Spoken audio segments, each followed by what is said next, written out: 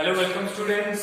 हम स्टडी करेंगे आज नया चैप्टर जो है एनवायरमेंटल साइंस का, जिसका नाम है एनवायरमेंटल मैनेजमेंट और लेजिस्लेशन। यानी कि हम जो अपने एनवायरमेंट को जो है कैसे मैनेज करेंगे और इसके लिए क्या क्या प्रोविजंस हैं हमारे पास, कौन कौन से लेजिस्लेशंस जो है इंडिया के अंदर जो है इसके लिए है एनवायरमेंटल मैनेजमेंट के लिए। हमने इससे पहले जो एनवायरमेंटल इश्यूज पढ़ा तो इससे आपको बहुत क्लियर हो गया होगा कि हमारे यहाँ पे क्या क्या प्रॉब्लम्स फेस हो रही है। यहाँ ही नहीं, इंडिया की बात नहीं हो रही बल्कि पूरे जो हमारा अर्थ जो एज ए प्लेनेट है हम, तो कौन कौन सी प्रॉब्लम्स हमको फेस करनी पड़ रही है जिससे ह्यूमैनिटी को खतरा है, ठीक है, पूरे जो बायोडाइवर्सिटी है उसको खतरा है, और इवन दो कि हमारे जो रिसोर्सेज हैं अवेलेबल उनको प्रॉब्लम, ठीक है। तो आइए देखते हैं एनवायरमेंटल मैनेजमेंट के अंदर जो है सबसे पहले है हमारे पास सस्टेनेबल डेवलपमेंट। तो ये सस्टेनेबल डेवलपमेंट होता क्या है इसके बारे में थोड़ा देख लेते हैं। सस्टेनेबल डेवलपमेंट एक ऐसा प्रोसेस होता है जिसमें हम जो भी हमारे रिसोर्सेज हैं उनका ऑप्टिमम यूज करते हैं, ठीक है, और साथ में ये भी ध्यान रखते हैं कि फ्यूचर जनरेशन को भी उनका बेनिफिट मिले। दूसरी चीज, जब भी हम कोई प्रोजेक्ट जो है इंप्लीमेंट करते हैं, कोई नया डेवलपमेंटल प्रोजेक्ट जो है इश्यू जो लेते हैं, तो उससे पहले हम कोशिश करते हैं कि उस नए प्रोजेक्ट का जो है जो हमारे एनवायरनमेंट पे कम से कम असर पड़े। तो अगर डेफिनेशन की बात करी जाए तो डेफिनेशन जो है क्या हो सकती है सस्टेनेबल डेवलपमेंट की। तो सस्टेनेबल डेवलपमेंट की डेफिनेशन क्या हो सकती है? The process of development in which optimum use of natural resources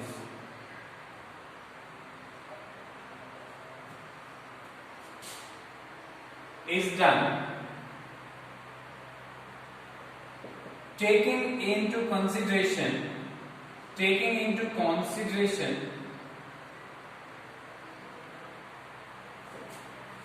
the future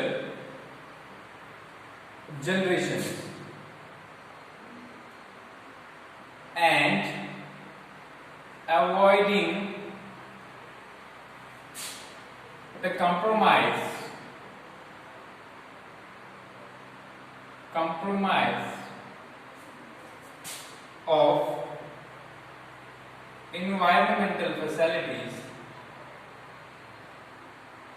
of environmental facilities to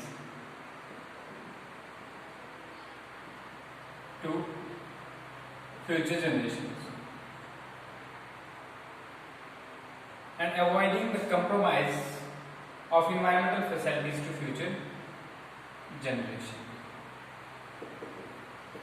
simple भाषा में यही हुआ कि जब हम मैक्सिमम डेवलपमेंट करें, और क्योंकि डेवलपमेंट के लिए बहुत सारी चीजों का यूज होता है, जैसे हमारे नेचुरल रिसोर्सेज उनका यूज तो होगा, उनकी एक्सप्लॉयटेशन तो होगी, ठीक है, उनको जो है हमें जो नेचुरली जैसे जहां पे अवेलेबल हैं थोड़ा सा उनमें अल्टरेशन भी होगा।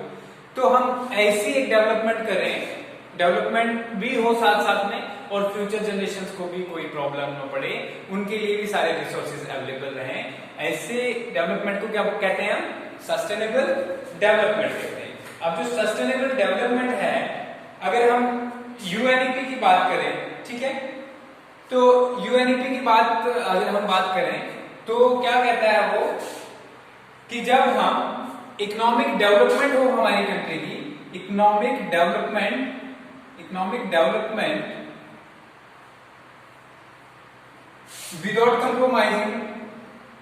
without compromising the resource need of future generation। ये शॉर्ट डेफिनेशन है इसकी कि यूएनईपी क्या बोलता है कि एक ऐसी इकोनॉमिक डेवलपमेंट का प्रोसेस हो जिसमें फ्यूचर जनरेशन के लिए जो रिसोर्स जो है उनके लिए कोई कंप्रोमाइज नहीं होना चाहिए, ठीक है। तो अब गोल्स की बात करते हैं कि क्या गोल्स हैं सस्टेनेबल डेवलपमेंट जो है, इसमें क्या गोल्स होने चाहिए हमारे, क्या गोल्स हैं सस्टेनेबल डेवलपमेंट के। सस्टेनेबल डेवलपमेंट की अगर गोल्स की हम बात करें तो इसमें दो चीजें आती हैं हमारे पास, ठीक है। क्या क्या आती हैं? पहला जो है हम मिनिमाइज करेंगे इन्वायरमेंटल प्रॉब्लम्स को। क्या करेंगे? Minimise environmental problems. एक तो कोई भी जब भी डेवलपमेंट हो रही हो तो इन्वायरमेंटल प्रॉब्लम्स जो हैं उनको कम से कम मिनिमाइज किया जाए। और जो है दूसरा क्या है? To meet the need without compromising needs of future generation। ठीक है, तो देखिए दो चीजें हैं। पहला तो हमको क्या करना है कि इन्वायरमेंटल प्रॉब्लम्स जो हैं उसको कम करना है। कैसे कम करना है? हम जब भी कोई प्रोजेक्ट हाथ में लें, जब भी डेवलपमेंट की सोचें, तो उससे पहले उसका इन्वायरमेंटल के ऊपर इम्पैक्ट क्या पड़ेगा उसके बारे में ध्यान करें। ठीक है, एक चीज। दूसरा, जैसे करके हम कोई भी डेवलपमेंटल प्रोजेक्ट ले लेते हैं, ठीक है, इंडस्ट्रीज ही डेवलप करते हैं, तो उससे साथ में एक तो लैंड जो है डिग्रेड हो जाती है, उससे एयर पोल्यूशन होता है। तो सबसे पहले जो हम उस को किस तरह कम करें ताकि फ्यूचर जनरेशन को उसकी प्रॉब्लम ना हो। हमारे पास जो हमारे पास फॉरेस्ट रिसोर्सेज हैं वो बिल्कुल जो है डिप्लीट ना हो, जो हमारे साइल रिसोर्सेज हैं वो बिल्कुल डिप्लीट ना हो। ठीक है, और अगर डिप्लीट हो तो उसको मिटिगेट करने के प्रोसेस भी जो है, उसको कम करने का प्रोसेस भी हमारे पास होना चाहिए। ठीक है, एक चीज। दूसरा, अगर हम कोई रिसोर्सेज यूज करें तो रिसोर्सेज को उतना ही यूज करें जितनी उनकी रिजनरेशन कैपेसिटी है। सपोज करो अगर फॉरेस्ट को हम काटते हैं तो हम उतने ही फॉरेस्ट काटें जितने रिजनरेट हो पाएंगे। अगर हम उससे ज्यादा थ्रेशोल्ड लिमिट से ज्यादा काटने शुरू हो जाएंगे फॉरेस्ट को, तो फिर फ्यूचर जनरेशन के लिए कोई फॉरेस्ट नहीं बचेगा। ये फॉरेस्ट की बात नहीं, बाकी वाले भी रिन्यूएबल रिसोर्सेज की बात है, पानी की बात है। हम पानी को जो है उसी तरीके से यूज करेंगे फ्यूचर जनरेशन के लिए भी क्लीन वाटर रहे। ठीक है, हम लैंड को उसी तरीके से यूज करेंगे फ्यूचर जनरेशन के लिए जो है क्लीन लैंड रहे। समझ आ गया? तो ये सारी चीजों के लिए जो है फ्यूचर की जनरेशन जो है उनकी नीड्स को कभी कंप्रोमाइज नहीं करना है, अपना पूरा फायदा उठाना है, लेकिन ये भी ध्यान में रखना है कि फ्यूचर जनरेशन को भी प्रॉब्लम ना पड़े। तो क्लियर हो गया यहां तक? अब इसका देखते हैं हम फीचर्स क्या है। सबसे पहले फीचर्स जो गोल्स हो गए हमारे के गोल्स, सस्टेनेबल डेवलपमेंट का क्या गोल होना चाहिए? दो ही गोल है, एक इन्वायरमेंटल प्रॉब्लम्स को मिनिमाइज करना और दूसरा जो है फ्यूचर जनरेशन की नीड्स को कंप्रोमाइज ना होने देना। ठीक है, पहली चीज इसमें क्या है?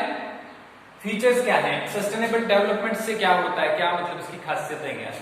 सबसे पहले जो है ये रिस्ट्रिक्ट करता है ह्यूमन एक्टिविटीज को। इट रिस्ट्रिक्ट्स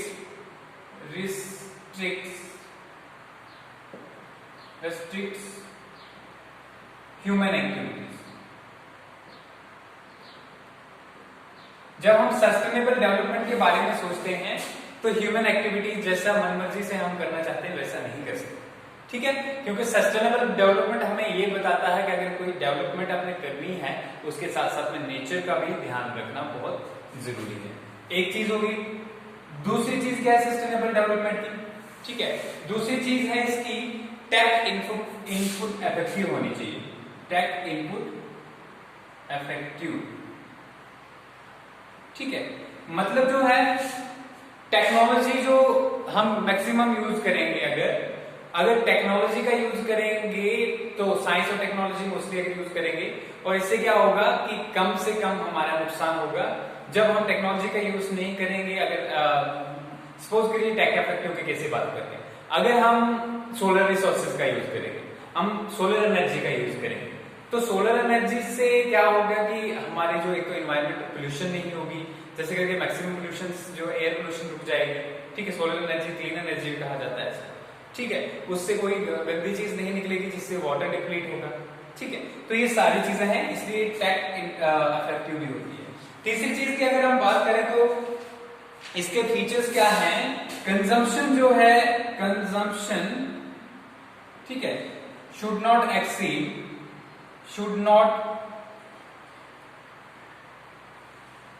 एक्सीड ठीक है,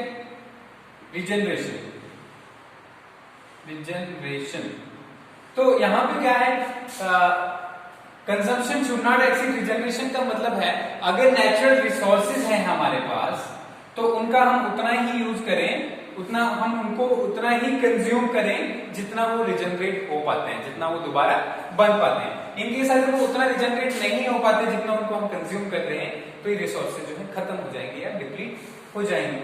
तीसरा फीचर है ये। चौथा क्या फीचर है इसका, कंट्रोल्स पॉल्यूशन। ठीक है। पांचवा क्या है, ये पोल्यूशन को कंट्रोल करने में हेल्प करती है। पांचवा क्या है, protects environment.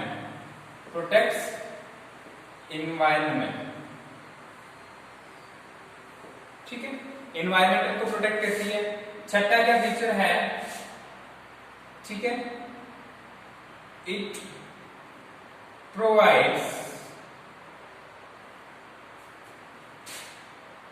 opportunity of equitable development of resources।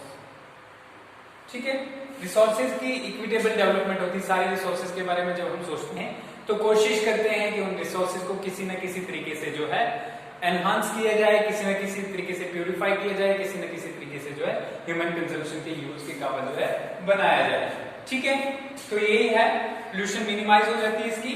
और इतनी ही बात है। और एग्जांपल्स की अगर हम बात करें, एग्जांपल्स में क्या क्या है, तो एग्जांपल्स में हमारे पास, मैंने पहले बोला आपको, सोलर एनर्जी है हमारे पास। क्या क्या है, सोलर एनर्जी है,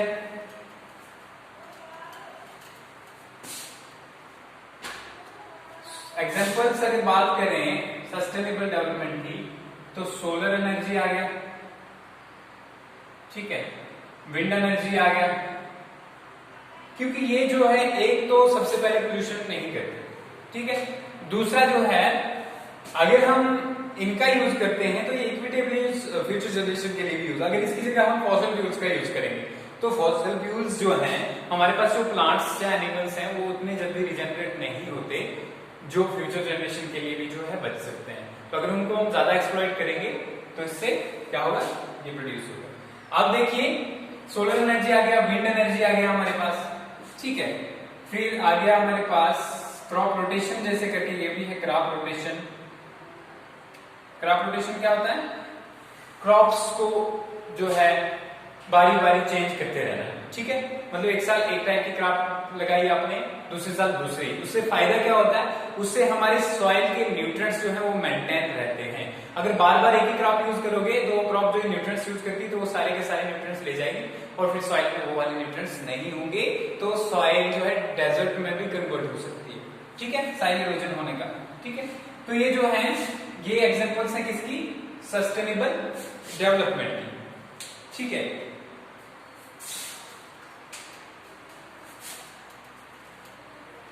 अब देखते हैं नेक्स्ट टॉपिक जो है हमारा, वो है इन्वायरमेंटल इंपैक्ट असेसमेंट। क्या है ये इन्वायरमेंटल इंपैक्ट असेसमेंट, कि इन्वायरमेंट के ऊपर क्या इंपैक्ट पड़ रहा है उसको असेस करना, उसको जानना, इसको क्या कहते हैं, इन्वायरमेंटल इंपैक्ट असेसमेंट। अब इन्वायरमेंटल इंपैक्ट असेसमेंट की बात करें हम, तो ये क्या है, this is the process of identifying, measuring and mitigating, ठीक है, the environmental impact or consequences of a project, ठीक है, or a developmental project on environment, ठीक है, कि जो इम्पैक्ट रहेगा किसी प्रोजेक्ट का एनवायरनमेंट के ऊपर, डेवलपमेंटल प्रोजेक्ट का किसी एनवायरनमेंट के ऊपर जो इम्पैक्ट रहेगा उसको असेस करना, उसको मेजर करना कि कितना इम्पैक्ट रहेगा, ठीक है। दूसरा, उसको जो है मिटिगेट करना, पहले अगर देखा जाए कि कुछ है कि नहीं है, उसके बाद अगर है तो उसको मेजर करना कितना है, उसके बाद उसको मिटिगेट के लिए जो है कोशिश करना कि किस तरीके से जो है इसको हम कम कर सकते हैं, और फिर फाइनली जो है रिपोर्ट्स वगैरह जो है सबमिट करके उसको डिसाइड करना है कि whether to go through this project or not. अगर गवर्नमेंट्स इन्वायरमेंटल इंपैक्ट असेसमेंट करती है, मोस्टली इन्वायरमेंटल इंपैक्ट असेसमेंट जो है किसके लिए किया जाता है, वो किया जाता है जो कंपनीज होती हैं, इंडस्ट्रीज होती हैं या दूसरी बॉडीज होती हैं, ठीक है, गवर्नमेंट वाले जो इन्वायरमेंटल इम्पैक्ट असेसमेंट जो गवर्नमेंट अपने लेवल पे करती है उसको स्ट्रेटेजिक इन्वायरमेंटल इम्पैक्ट असेसमेंट भी कहा जाता है। स्ट्रेटेजिक इम्पैक्ट असेसमेंट, तो इन्वायरमेंटल इम्पैक्ट असेसमेंट को शॉर्ट फॉर्म में EIA भी बोलते हैं। क्या बोलते हैं? Environmental impact assessment. अब हम देखते हैं कि इन्वायरमेंटल इम्पैक्ट असेसमेंट जो है इसमें क्या क्या प्रोसेस होता है और इंडिया में क्या क्या जो है इसके प्रोविजंस हैं। अगर देखा जाए, ठीक है, तो इंडिया में 1994 तक जो है कोई भी ऐसी एजेंसी नहीं थी, कोई भी ऐसा लॉ नहीं था जिसमें ये बताया जाए कि इन्वायरमेंट का इम्पैक्ट क्या होता है। तब तक जो एडमिनिस्ट्रेटिव लेवल पे ही इंडिया में जो है किसी भी प्रोजेक्ट को असेस किया जाता था कि इसके इन्वायरमेंटल कॉन्सिक्वेंसेस क्या होंगे, ठीक है। लेकिन इन्वायरमेंटल प्रोटेक्शन एक्ट उससे पहले ही आ चुका था, ठीक है। कब आया था? इन्वायरमेंटल प्रोटेक्शन एक्ट जो है हमारा 1986 में आया था, ठीक है। और 1986 के अंडर ही 1995 में जो है इन्वायरमेंटल लेजिस्लेशन हुए, इन्वायरमेंटल प्रोटेक्शन लेजिस्लेशन हुए, जिसमें बताया गया कि अब के बाद जो है कोई भी प्रोजेक्ट होगा उसका इंपैक्ट असेस किया जाएगा, ठीक है। कोई भी इन्वायरमेंटल प्रोजेक्ट जो होगा उसका क्या किया जाएगा? इंपैक्ट जो है वो असेस किया जाएगा, उसका पता किया जाएगा कि इसका क्या नुकसान है। अब जब भी हम कोई डेवलपमेंट करते हैं, हो सकता है वो जमीन जो लैंड जो है उससे डिग्रेड हो जाए, पोल्यूटेड हो जाए, हो सकता है उस एरिया की एयर पोल्यूट हो जाए, हो सकता है कि उस एरिया का जो फ्लोरा फाना है वो खराब हो जाए, ठीक है। तो इसके लिए सब के लिए क्या किया जाता है? Environmental impact assessment. अब स्टेप्स क्या होते हैं इसमें? देखो ये स्टेप्स दिए हुए हैं। सबसे पहला स्टेप्स इसमें होता है स्क्रीनिंग। क्या होता है? स्क्रीनिंग का स्टेप होता है। अब स्क्रीनिंग के अंदर जो है क्या किया जाता है? स्क्रीनिंग के अंदर पहले प्रोजेक्ट्स को देखा जाता है, ठीक है। प्रोजेक्ट्स आर ऑब्जर्व्ड या taken into consideration, taken into consideration, ठीक है। दूसरा, जब प्रोजेक्ट्स को एक बार आपने कलेक्ट कर लिया, देख लिया कि हाँ ये प्रोजेक्ट्स है, उसके बाद दूसरे नंबर पे होता है स्कोपिंग। क्या होता है? स्कोपिंग। और स्कोपिंग में क्या होता है? आप उन प्रोजेक्ट्स को, जो प्रोजेक्ट्स होते हैं उनको ऑब्जर्व करते हो कि वेदर क्या इनसे कोई इंपैक्ट हो रहा है या नहीं हो रहा है। वो किसके अंदर देखते हो? स्कोपिंग के अंदर। अगर जो है प्रोजेक्ट से कोई ये इंपैक्ट नहीं हो रहा है, ग्रुप्स बनाए होते हैं, हर एक कैटेगरीज बनाई हुई है हर एक टाइप के प्रोजेक्ट्स के लिए। आप पहले प्रोजेक्ट्स को उन कैटेगरीज के अंदर माप के देखते हो कि whether these projects have an impact on the environment और नॉट। आफ्टर दैट अगर है, इन केस अगर उनका कोई इंपैक्ट है तो फिर उसके लिए क्या करते हो आप? उसको जो है उसका डेटा कलेक्ट करते हो, ठीक है। उसके बाद जो है कलेक्शन ऑफ डेटा, क्या करते हो? डेटा कलेक्ट करते हो। यहां पे असेसमेंट है, इसको हम असेसमेंट भी कहेंगे, ठीक है। असेसमेंट, ठीक है। किसको? स्कोपिंग को। इसके बाद डेटा कलेक्शन, वहां से आप डेटा कलेक्ट करते हो कि क्या इंपैक्ट रहेगा, वाटर पे क्या रहेगा, उस सराउंडिंग की लैंड पे क्या रहेगा, उसके रिसोर्सेज, बायो रिसोर्सेज जो है हमारे पास, फ्लोरा एंड फाना उस एरिया में, उस पे क्या रहेगा इंपैक्ट इस चीज का, ठीक है। या एयर पे क्या रहेगा। इन सारी चीजों को ऑब्जर्व करने के बाद जो है आप क्या करते हो? फिर डेटा को कलेक्ट करके फिर प्रिडिक्ट करते हो। क्या करते हो? प्रिडिक्शन होती है उसके बाद, ठीक है। डेटा जब आपने पहले प्रोजेक्ट के बारे में कलेक्ट किया, कहां है, किस लोकेशन पे है, उसके आसपास क्या है, फ्लोरा फौना कैसा है, लैंड कैसा है, टोपोग्राफी कैसा है, ठीक है। ये सारी चीजों के बाद जो है प्रिडिक्शन करते हैं कि कौन कौन से इंपैक्ट रहेगा, ठीक है। एयर के ऊपर क्या होगा, वाटर के ऊपर क्या रहेगा, या उस एरिया की लैंड के ऊपर जो है क्या रहेगा। उसके बाद जो है नेक्स्ट स्टेप जो आता है मिटिगेशन मेजर्स। आज जब आपने प्रिडिक्ट कर लिया कि एयर के ऊपर ये इसका ये इंपैक्ट रहेगा, तो आप ये भी साथ में लिखते हो कि उसको कम करने के लिए हमारे पास क्या क्या ऑप्शंस हैं, ठीक है। उसको कम करने के लिए जो हमारे पास क्या ऑप्शन है, इन मिटिगेशन ऑप्शंस में प्रोजेक्ट की लोकेशन को चेंज करना भी एक ऑप्शन हो सकता है।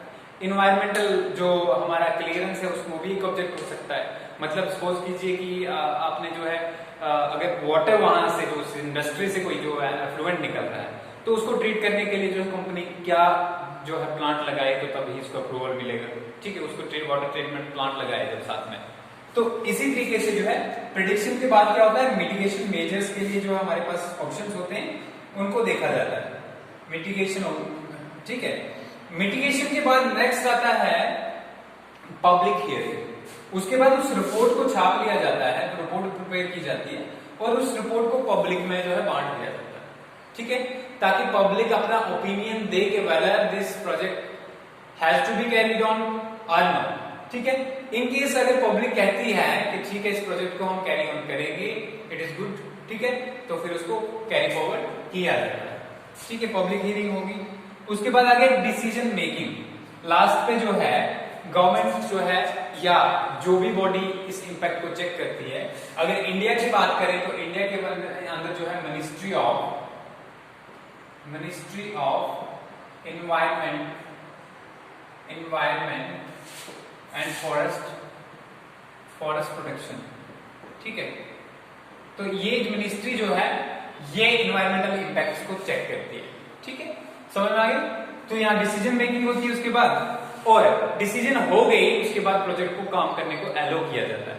लेकिन ऐसा नहीं है कि उसके बाद कुछ नहीं होता है, उसके बाद भी उस प्रोजेक्ट को मॉनिटर कर रहे होते हैं। जब तक प्रोजेक्ट कंप्लीट नहीं होता है तब तक कभी भी जो है उसको चेक करने के लिए इन्वायरमेंटल प्रोटेक्शन टीम्स या इन्वायरमेंटल प्रोटेक्शन एजेंसी जो है, जो भी हमारे फॉरेस्ट और हमारे इन्वायरमेंट के जो डिपार्टमेंट के जो लोग हैं उसको चेक करने के लिए जाते हैं और देखते हैं कि क्या प्रॉपरली जो हमने मिटिगेशन मेजर्स बताए और जो हमने वे फॉरवर्ड बताई थी कि ऐसे ऐसे इसको कैरी फॉरवर्ड करना प्रोजेक्ट को, तो क्या वो हो रहा है या नहीं हो रहा है, ठीक है।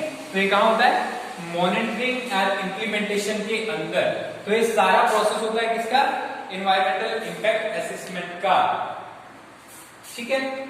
अब बात करते हैं इंडिया में, मैंने बता दिया पहले कि 1986 में क्या आया था, इन्वायरमेंटल प्रोटेक्शन एक्ट। तो इन्वायरमेंटल प्रोटेक्शन एक्ट जो आया 1986 में, लेकिन जो है 19 जो है अगर बताया जाए 1992 तक, बल्कि 4 तक जो है 1994 तक क्या हुआ, तब तक कोई भी जो है डिसीजन जो है वो कहां लिया जाता था, एडमिनिस्ट्रेटिव लेवल पे, ठीक है। तो ये क्लियर हो गया। तो 1994 में जो है लेजिस्लेशन बना, कब बना, 1994 में, जनवरी 1994 में ये लेजिस्लेशन हुआ, ठीक है। तो ये आ गया, ये हो गया। इसके बाद जो है ये सारा प्रोसेस कंप्लीट हो गया एनवायरमेंटल इंपैक्ट असेसमेंट का। तो एनवायरमेंटल इंपैक्ट असेसमेंट के बेनिफिट्स क्या है, ठीक है, इसका फायदा क्या है। सबसे पहले जो अगर बताया जाए तो इसका बेनिफिट ये है कि एनवायरमेंट की प्रोटेक्शन के लिए रिस्पॉन्सिबल है। नंबर 2, ये जो है मेजर्स बताता है कि किस मेजर से जो है कैसे हम मिटिगेट करते हैं, ठीक है। और नंबर 3 जो है ये ध्यान में रखता है कि अगर हम क्या यूज कर रहे हैं, कोई भी जो नया प्रोजेक्ट बना रहे हैं तो उसका बेनिफिट कितना है और उसका नुकसान कितना है, इन सारे चीजों को ये देखता है, ठीक है। ये क्लियर हो गया। तो यहाँ तक हमारा जो इन्वायरमेंटल मैनेजमेंट और लेजिस्लेशन का जो ये पहला पोर्शन। नेक्स्ट में जो है हम देखेंगे डिफरेंट एक्ट्स, जैसे करके एयर एक्ट है, वाटर एक्ट है, या डिफरेंट जो हमारे इन्वायरमेंटल प्रोटेक्शन एक्ट वगैरह जो है, इन सारे एक्ट्स के बारे में जो लेजिस्लेशन है उनके बारे में देखेंगे। ओके।